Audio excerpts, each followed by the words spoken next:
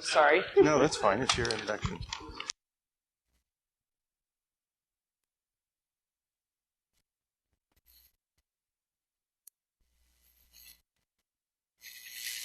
Good morning. It's my pleasure to introduce to you Alyssa Miller for her talk, Losing Our Reality, Understanding and Combating the Deepfake Threat. Alyssa Miller is a hacker, security evangelist, cybersecurity professional, and public speaker with almost 15 years of experience in the security industry. Her journey through security was recently featured in an article by Cybercrime magazine. She's also been recognized in Peele's book, 50 Influential Penetration Testers. Alyssa is a treasurer and member of the board for Women of Security, WOSEC, and an application security advocate for London-based Sync Limited. Please join me in welcoming Alyssa.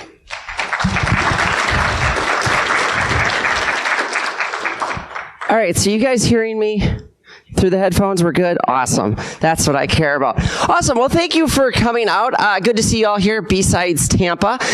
So this is me. The intro kind of said it all. I'm a hacker and a researcher. I've been in this space doing this for 15 years. I've actually been a hacker a lot longer than that. I always tell this story really quick that at the age of 12, I bought my first computer. So for those of you who remember 1989, yeah, I'm that old. We didn't have computers in homes typically. So yeah, I went out and bought my first computer, taught myself how to program in BASIC, and later taught myself asynchronous modem communications, did some things to Prodigy that may or may not be beyond the statute of limitations for the Computer Fraud and Abuse Act. I'm really not sure, so we'll just leave it at that. As was mentioned, I work for Sneak. So we do application security software for developers. When I say for developers, I mean like we write stuff for developers to use. It's not stuff for security people. Security people use it too. I'm also an author and a blogger. I'm currently working on a book. For those of you that actually heard my question for Rachel this morning, that was related to the book I'm writing, trying to find ways to get more people into our industry and help advocate for them, help them understand how to get around things like, the HR firewall and so forth. And then finally, I'm also the co-host of the Uncommon Journey podcast on ITSP magazine. We just launched that a couple weeks ago. So today I'm taking you on a journey. It's a journey of sight and sound, and you all have really cool sound today. We're hooked up with the headsets. We use our five senses to evaluate our world around us.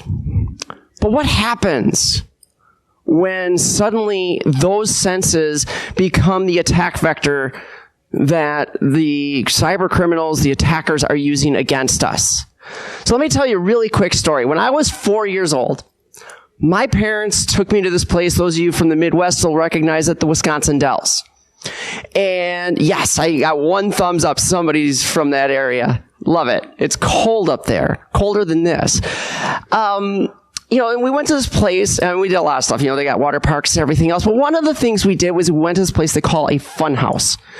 Now, I don't understand why they call this a fun house, because it was anything but fun. We get into this maze, and it's got mirrors, it's got optical illusions. Every time I would go running up, I'd run up to an exit I thought I was going to get out, and I'd find out my eyes were deceiving me. I'd run, I'd go over here, and I'd see, oh, no, that was just a mirror. There's nothing there. I couldn't trust my senses, and I started to panic. I didn't know how to deal with that situation. I didn't know it was real or fake. I couldn't tell where the actual useful information was, and I couldn't trust my senses to help me out. This is what attackers are doing now with what we call deep fakes. Now, how many in here have heard of deep fakes before? I'm guessing most, because you came to this talk. So when I talk about deep fakes, I'm talking about any media that is artificially generated using deep learning networks. And we'll talk about what that looks like in a little bit. But it could be audio. It could just be pictures. Or, as I'm sure many of you have seen, it's now also video. And really, really impressive video. And we'll see an example of that coming up here in just a few minutes. But where did it begin? Where do things always begin? If it's valuable technology, where does it start? Anybody want to venture a guess? I heard it over here. Porn. Any technology in the last 30 years that has been worth having has always ended up launching something new in the porn industry, and this was no different. So people, artists, producers, whatever you want to call them, who are creating porn videos, started to create porn videos, only instead of the actresses that were in the videos, they started putting actresses' faces of celebrities on those bodies. So we had women like Natalie Portman, Gal Gadot, Natalie Dormer, and Emma Watson. Emma Watson finally was like, you know what? I'm out, y'all. This is just going to keep happening. I can't do nothing about it. She just gave up. Talk about apathy. And who can blame her? What can you do about this? We're going to talk about some of those problems. So it didn't take long. You know, it showed up in porn. It started to do its thing. We had researchers who were using these neural networks to create some really impressive stuff. And as they got better, well, it started to move into politics. We started seeing deepfake targets. Obviously, our present resident of the White House was included. But we've seen this. Some of you may have seen a really popular video out there done by Jordan Peele, where he impersonates Barack Obama. And Barack Obama is basically, chewing on everybody in the GOP. That was a few years ago. The results of that were incredible, and they tricked a lot of people. But it's gotten a lot more impressive, and I'm going to show you an example here, and we're going to try to get the audio through the mic. Long story. I'm Jim Eskerman, and I wrote a poem about what it feels like to be an impressionist. Is anything more sad and lame, contemptible, beneath disdain, in short, provoking of disgust, than being an impressionist, a third-rate, even fourth-rate skill? The definition of cheap thrill. All right, we're going to see if I can do anything about that. I might not be able to, because unfortunately... Like watching farm equipment rust, he's watching an impressionist. Relic from a distant day that long since should have died away. Dishonorably mentioned as the pitiful impressionist. With and slightly ostentatious tired debris from old Las Vegas, whose former fans have long dismissed allegiance to impressionists.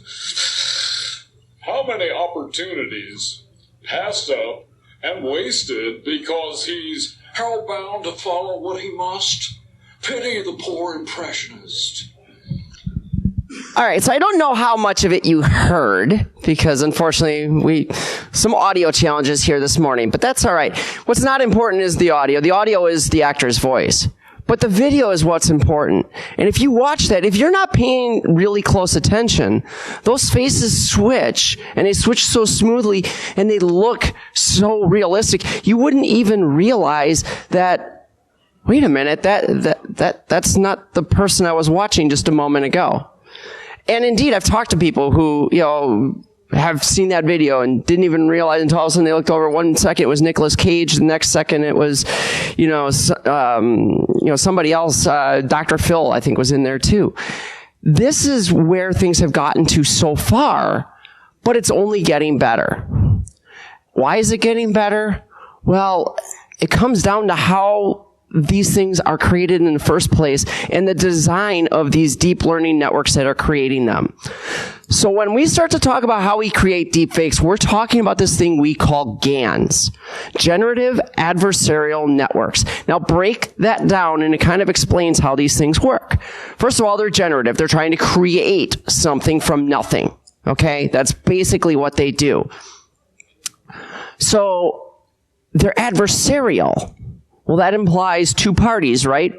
Competing against each other? Well, that's exactly what happens. There's two deep learning networks involved here. The first is called a generator. The generator's job is to, as the name would imply, generate content. The second is the discriminator. Now, the discriminator, again, as the name would imply, is there to discriminate what images are real versus what images are fake. Now, in reality, they're all going to be fake, but it is trying to determine, it's trying to detect, hey, that's a fake image. Or that's an image that doesn't match the learning set or that training set that I was given. And so we use still images to train these neural networks on how to generate and how to detect those images. Then we just take a piece of target media. So oftentimes, like you saw in that video, it's going to be an actor who, is standing in place of the person that we're trying to create in the video. And the generator just starts replacing frames. And it starts drawing in new faces. Now, the discriminator takes those, it looks at it and says, okay, that's real. It becomes part of the deepfake. But here's the trick. If it's not, that feedback goes back to the generator. So what you end up with here is a constant loop of the attacker making the defender better, but then the defender making the attacker better. Now, we've seen this in info security for, the entire time I've been in it, probably all 60 years of it. But GANs accelerate this by orders of magnitude. So, this may seem all ethereal. This is, these are GANs. They exist in academia. And, there's a lot of research. MIT teaches a whole course on what I just gave you in about a minute. They do a much better job, obviously, than I do. This was a little oversimplified for you. But the point is, there are consumer-grade options for this. So Fake App was kind of the first. That was the first open source one. It was thrown out there. Pretty hard to find an actual legit copy of it anymore because attackers got a hold of it and it was open source, so they just started inserting, malware and other garbage into the libraries and posting them. So if you do a search for Fake App, you'll get lots of results, and trying to figure out the one that's genuine, it's probably not worth your time. Now, Face Swap, on the other hand, is more recent, and that one's a little easier to find. So that now brings it down to the level of your desktop. Now, you're not going to run the GAN on your desktop. No, it's tied into third-party networks that it uses for that. But you can create this on a computer. And as if that wasn't enough, we like to do everything as a service these days. So now we have deepfakes as a service. There's a website out there, Deepfakes Web, which will create one online for you. The last one you see there, Deep Nude, thankfully does not exist anymore. That was an app that was produced last year, and its supposed goal was to be X-ray glasses so you could see what a woman looked like underneath her clothes. And yes, indeed, it only worked on women. And all it really was a deep fake app. They had pictures of women. They would, whatever your target was, they'd put her face on top of the woman. It lasted a week, as you can imagine. Thankfully, the community at large wasn't real thrilled with that one. So, the point of all this is, how do you define real? We define real by the things that we observe with our five senses. When those five senses are the thing that's under attack, that's a pretty inherent attack vector that leaves us scrambling. That can have strong consequences for our society. Everything in our society is based on trust. Whether it's banking, we had Rachel up here before talking about Morgan Stanley, whether it's the stock market, which right now is all over the map because no one can trust it. Imagine now when we have the ability with deepfakes to really mess with your minds. So what are some of the attack vectors we're seeing? How about social engineering? So I mentioned audio before. When we talk about deepfakes, we get so wrapped up in the video, we forget that audio is one of the major targets here. And indeed, last year it came out that there was a oil company in the UK where the CEO mistakenly wire transferred 220 million euros, to the CEO of their parent company because he received a phone call from the CEO telling him to make this wire transfer. Only problem was that wasn't the CEO. It was a deep-faked audio version of the CEO telling him to do this. And in fact, once wasn't enough for these guys. They actually came back a week later, tried to do it again. Thankfully, he had kind of learned his lesson at that point and didn't fall for it twice. But this is a significant issue. How often do we go off of the voices we hear as a means of, in our daily lives, just authenticating the person we're talking to? So this leads into an interesting attack vector then. What about extortion? Now, yes, this particular instance with Mr. Bezos, from everything I've read and his own admissions, doesn't sound like there was anything phony about the pictures and things they were using against him. But what's to stop that being the next step? Does it have to be something real for it to have an impact on his position in that company? Does it have to be something real to ruin a marriage? Just the threat of that is enough to manipulate most business leaders. So let's talk about business for a minute. You all know what insider trading is, right? What about the idea of outsider trading? Well, Alyssa, I've never heard of outsider trading before. What is that? Well, I'm going to tell you because I made it up. So imagine this for a second. Imagine Tesla is about to release their newest model. They have a launch tomorrow. They're going to launch the Model Q. They've been, amping it up for months and months and months. I have no idea if there's a Model Q. Don't run out and look to invest in that. I have no idea. That's, again, made up here. But the night before they're going to launch, a video surfaces of Elon Musk in a private conversation with somebody talking about how there's problems with the vehicle, production's going to be delayed, things of that nature. What's going to happen to their stock? It's going to do that, right? But if that was a deep-faked video, what's the smart attacker doing? They're watching that stock crash. They're buying. And then, when it comes out, maybe they even put it out into the world that this was a deepfake video. Stocks recover, Tesla launches fine, stocks shoot up, sell. Instant profit, right? So it's the same thing. But if I can do that at a business level, someone the size of Tesla, what can I do with the markets of small nations? Whole industries. So much of what we do in the market exists based off of reports and analysts doing what they do, producing their thoughts on these things. We trust in these earnings reports that come out. We listen to those calls as investors.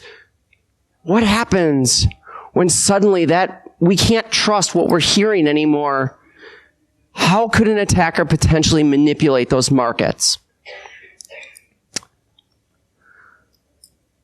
But there's a flip side to this too, right? So it's obvious the attack vectors here. I can create these deep fakes. I can do horrible things with them. But let's think about this current situation of political affairs in the U.S. We have somebody who consistently is claiming everything that shows up in the media is fake news. If it's anything that he doesn't like, it's fake news. So haven't we just further enabled that? Now we've got this, people in society know they can't trust the media they're seeing. How much easier does that make it now for politicians across the board to stand up there and when something comes out about them that is not complimentary to them, simply claim that it's a deep fake? Who's going to prove you wrong? So the good news is researchers are trying to help. There's a lot of research being done into technological solutions to help try to address this. First, most of them are looking at the idea of detection. How can we detect deep fakes? Early on, it was simple, or relatively simple. If we analyzed the video, we could see different distortions, we could see different characteristics, artifacts, things in the video that were pretty telling. You wouldn't always have the right angle of face to make it fit the angle that was in the video. That was pretty easy to detect.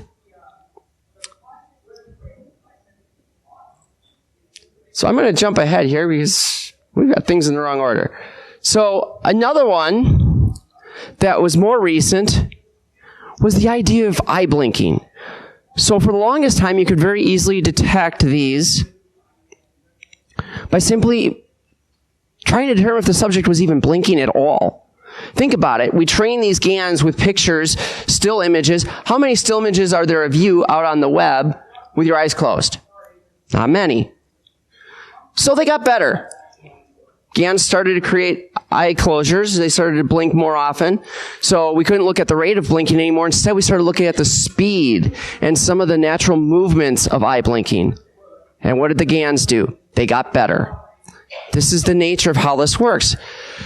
So some of the other ways we've been able to detect it, simple warping. When we look at video, especially something like this where it's a Hollywood motion picture, from far away, it's pretty convincing. But then in this particular scene, the video zooms in on her face, or his face, or I don't know whose face. And then as you start to see, you can actually, I don't know how well you guys can tell, but you can really see a lot of the pixelation just because we have resolution issues. There's distortions in the cheekbones because, again, we're trying to shape one face to fit the size and shape of another. And that is a complex thing. And these neural networks are trying to improve on that, but there's still a lot of work to do. One of the more promising detection methods, in fact, they're boasting about 95% detection rate right now, is the idea of modeling behaviors. So moving beyond just the simple technological portions of video analysis, but actually looking at the subject of the deepfake. So in the case of Barack Obama, as you see here, when he's expressing certain emotions or sharing certain content, what are the facial expressions he makes? How does he turn his head? How does he tilt his head? How often does he blink? Does he blink more or less? Does he furl his eyebrows? Things like that, where now it's very context specific. And it's doing really well. In fact, they're expecting to see by about June-ish, they're hoping to have 99% accuracy here. But what's the problem? This works great if you've already loaded that training data for the subject. So if it's a politician, yeah, maybe you can detect it pretty quickly. But what if it's a random CEO that no one's really thinking about? Are you going to have a training set all set and loaded and trained up to detect this? No, it's going to take time. And when we talk about disinformation like this, time is of the essence. Now, I mentioned the opposite, right? This idea of certifying the original. So if someone's going to claim that it's a deep fake, how can we prove that it's not? How can we prove it's authentic? And so researchers are working in creating cameras that generate some form of hash, some form of signature, some sort of way to digitally sign that video to authenticate it. Now, what are the challenges with this? One, you got to find the person who has the original. Two, what happens the minute you start uploading that original to things like YouTube and Facebook and all these other hosting services? What's the first thing they do when you upload a video? They reprocess it. They run it through a codec. So now we've got to design codecs that are going to maintain some form of reputable chain of custody of that evidence. And you've got to convince all these social media outlets who haven't exactly been the most cooperative in terms of privacy and, detecting fake news and so forth. You have to convince them to buy into this. So other researchers are saying, what if we could prevent deepfakes altogether? So this is what we're calling the idea of adversarial perturbations. Wow, that is a really tough word to say. Basically what we're doing here, so you don't have to remember the big horrible words, is we're injecting noise into images that is completely undetectable to the human eye. But as you can see in the images here, it completely messes with all that facial recognition stuff that we've been using.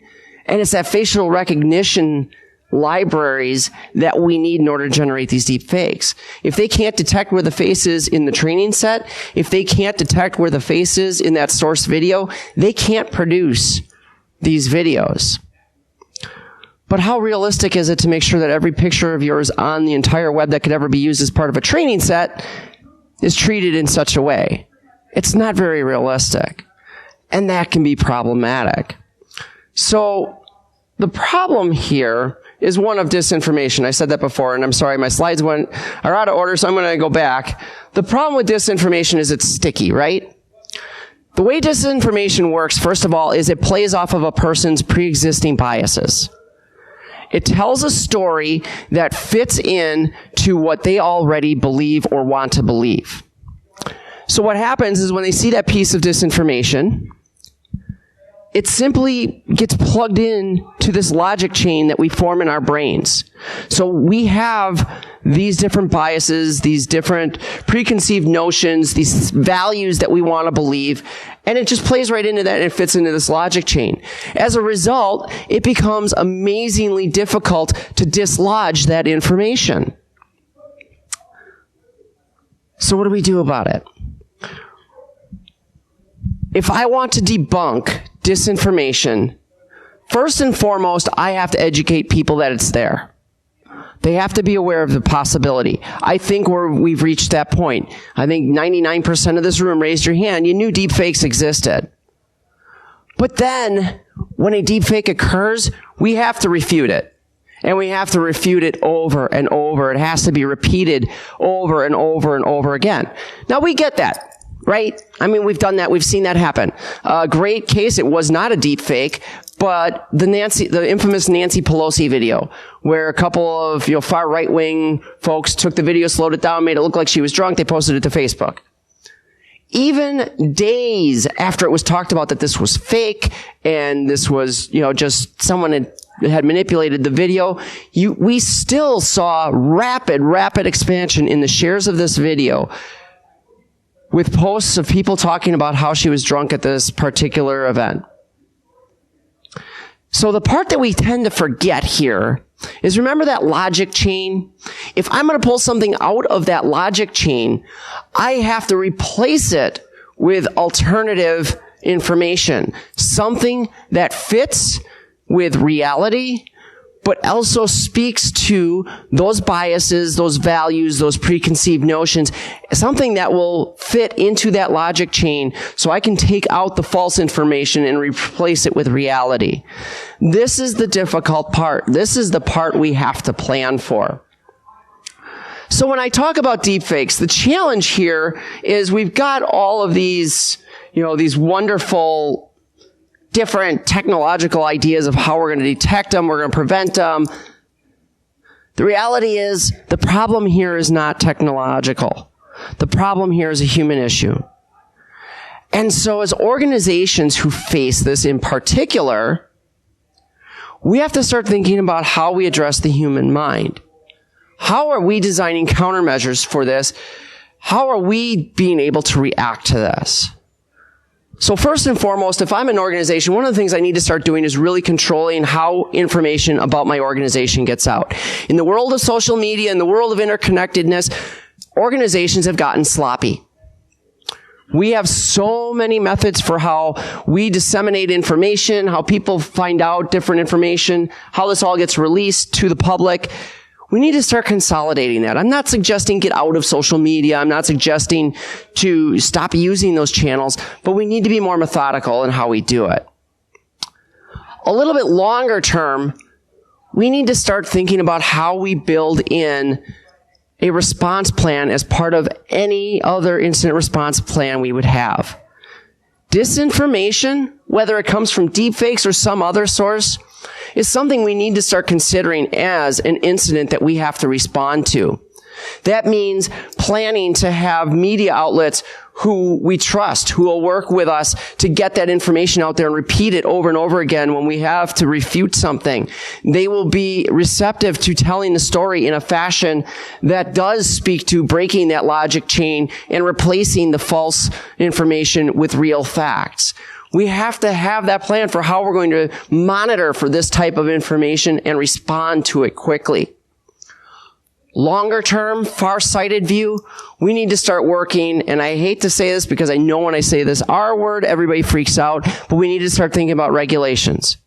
We need to think about working with lawmakers on legislation that will address this. Right now, there's a split view on this, and I have to admit, I'm torn on it myself.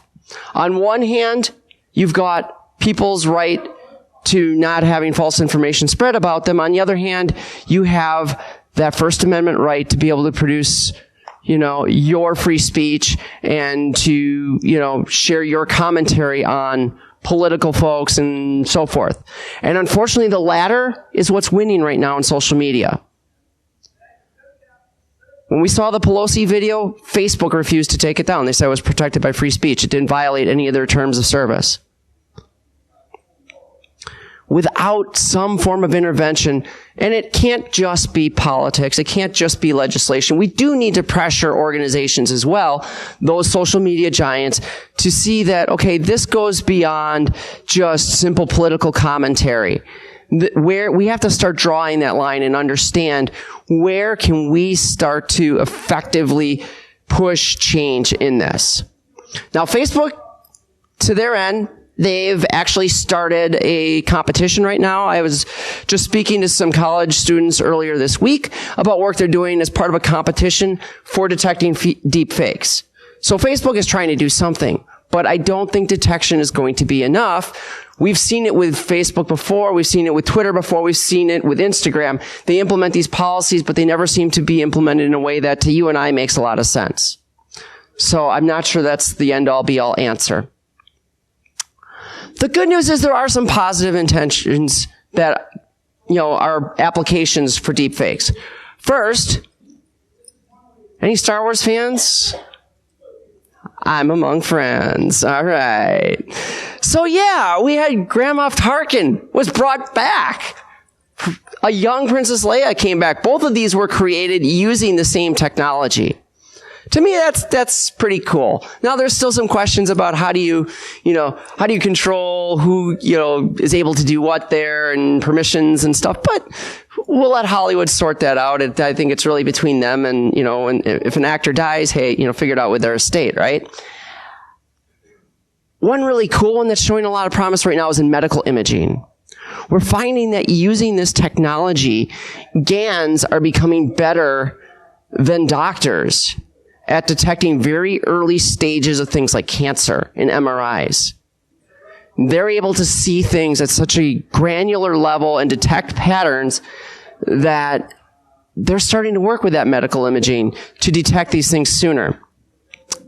There's also work being done in augmented reality, where you call up your doctor and you can have a conversation with your doctor, only it's not your doctor. It's a deep faked video and you're talking to, some other form of, I hesitate to use the term AI, but some form of bot or whatever that's giving you health information, or at least collecting your information.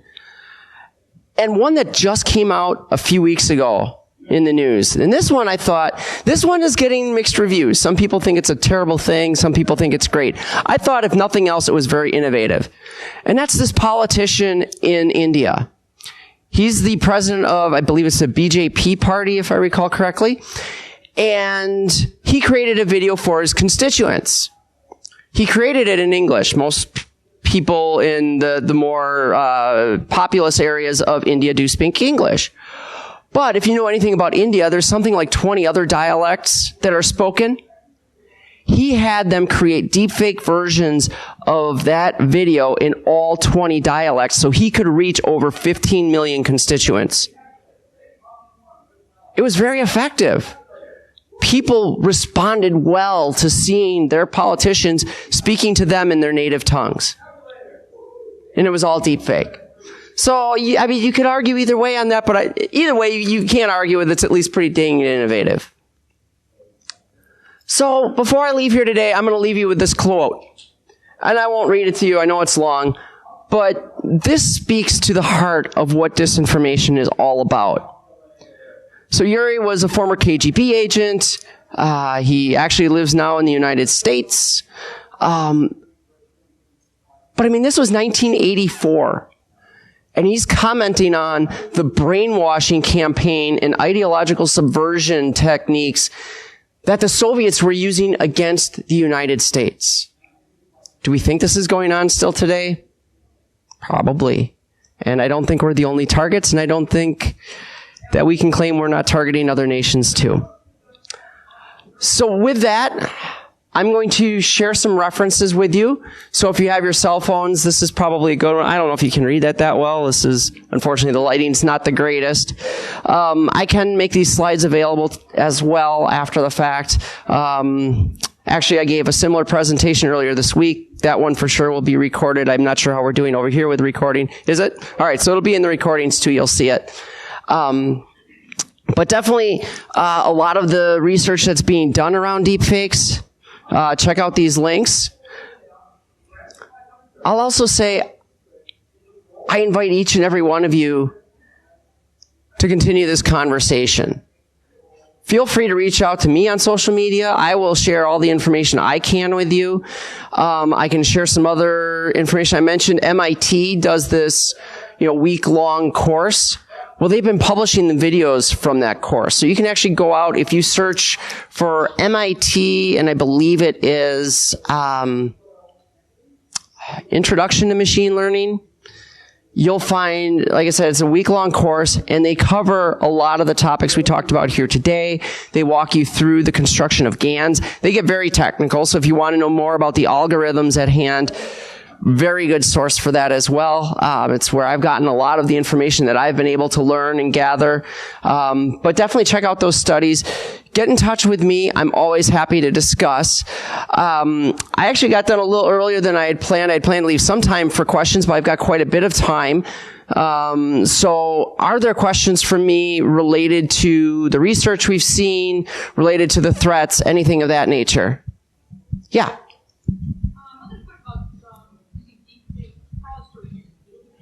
Mm-hmm.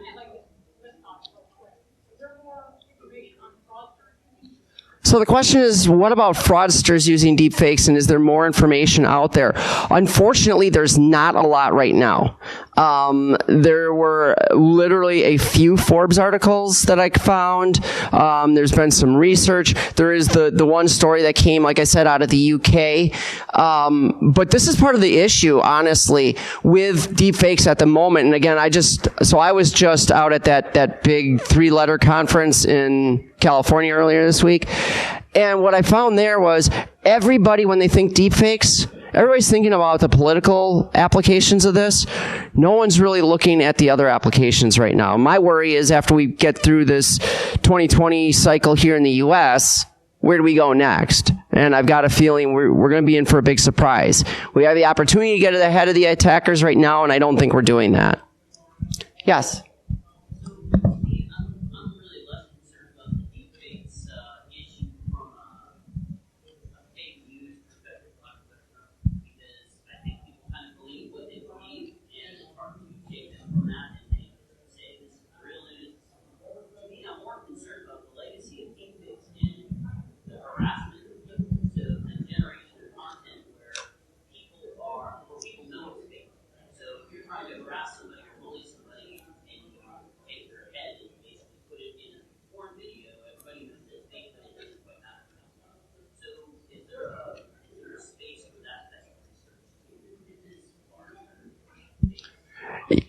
Yeah, so that's a good point.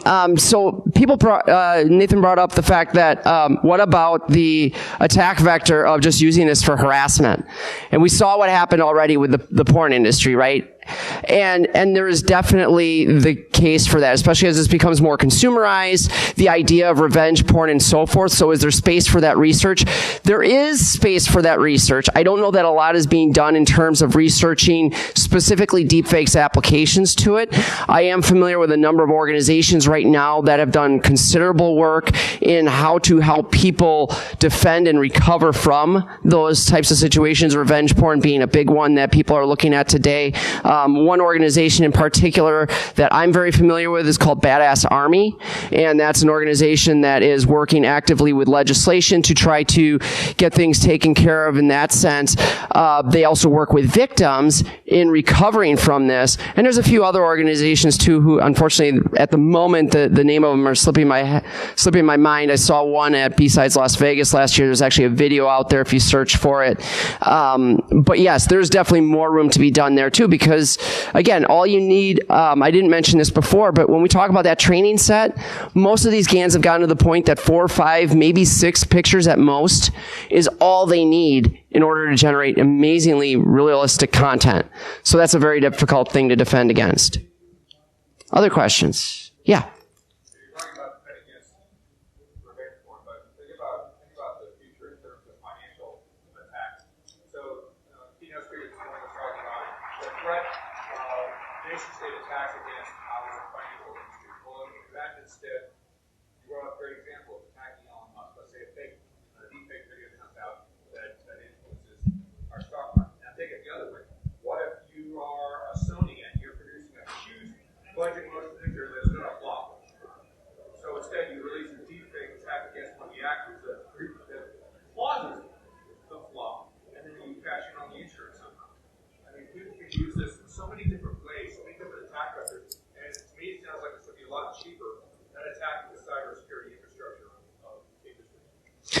Yeah, and that's an interesting point. He brings up just kind of the breadth of what some of these attack vectors are, and even the capability of people to intentionally attack themselves, so industry and so forth, where it might actually be advantageous to cause an issue of some fashion.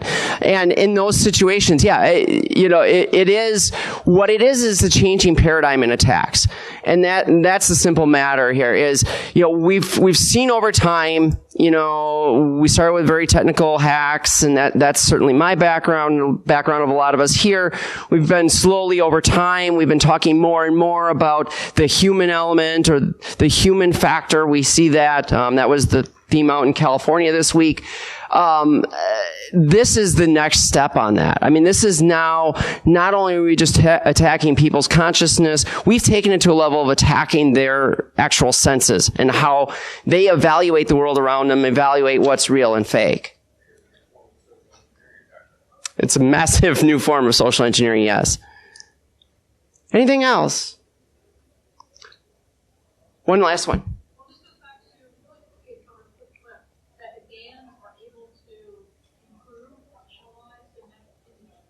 Yes. Yeah, there's a lot of research going right now on the medical imaging side, and that's where it's impressive. So right now they're looking at just medical imaging, but they are actually extending even beyond that, so where they're digitizing other forms of information coming in, and they're leveraging it for that. Actually, another exciting development that I've seen research being done using the same technology is they're actually using it to analyze malware.